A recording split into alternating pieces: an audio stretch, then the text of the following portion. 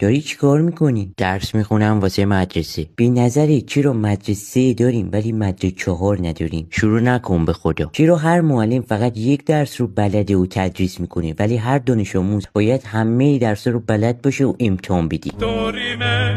حالا چی داری میخونی؟ ریاضی. چرا ریاضی بخونیم در صورتی که ماشین حساب اختراع شده؟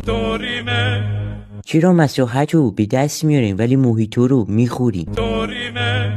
بدش کن، اصلا زبان میخونم. این کلمه رو واسم میخونی؟ LBS. امان از تازه کارو، این پاوند خونده میشه. حالا اینو بگو. کار یعنی ماشین، پت یعنی حیوان خونگی. حالا اگه گفتی کارپت یعنی چی؟ خب معلومه، یعنی ماشین حیوان خونگی. نه یعنی فرش. ولکن، بذار درسمو بخونم. درس رو که نمیخونن، میبینن.